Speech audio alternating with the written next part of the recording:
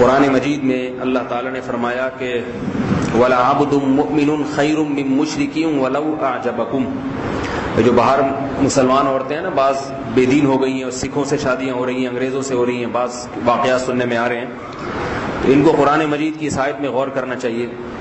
اللہ فرماتے ہیں کہ لا تنکحوا المشرکین حتی یؤمنوا.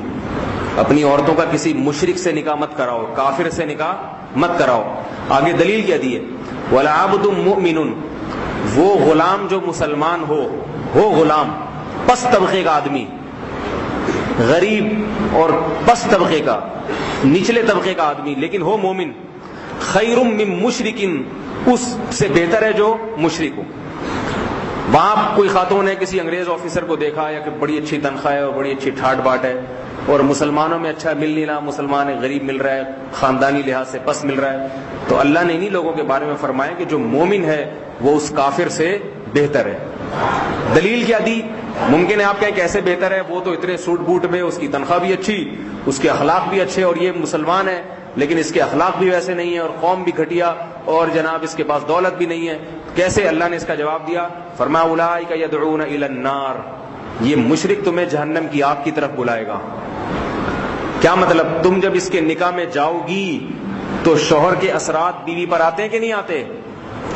اول تو نکاح ہوگا ہی نہیں، نکاح میں جاؤ گی وہ تو زنا ہے. میں تو ایک فرض کر رہا ہوں کہ فرض کرو نکاح مان لو، کوئی مسلمان لڑکی کسی غیر مسلم سے نکاح کرتی ہے تو بتائیے کیا نکاح ہو جائے گا؟ نہیں ہوگا، نکاح ہی نہیں، وہ زنا ہے. لیکن اللہ نے کیا فرمایا؟ یہ جہنم کی آگ کی طرف. انجام کیا ہے؟ جہنم کی آگ.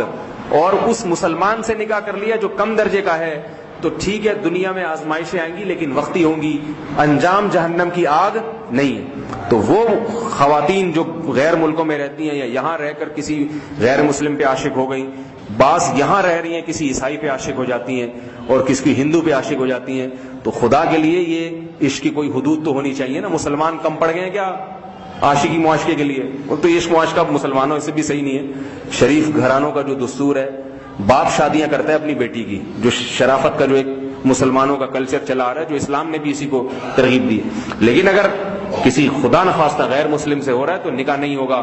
کتنا ہی کہے کہ نہیں میں پاگل ہو رہی ہوں اس کے عشق میں، اللہ کیا فرماتے ہیں؟ اس کا انجام کیا ہے؟ جہنم کی آگ. تو ایمان سے بڑی نعمت دنیا میں اللہ کی نظر میں کوئی بھی نہیں ہے. اس لیے ایمان پہ سودے بازی نہ کریں، نہ شادی بیاہ کے معاملات میں، نہ کسی اور معاملات میں. اللہ سمجھنے کی توفیق عطا فرمائے.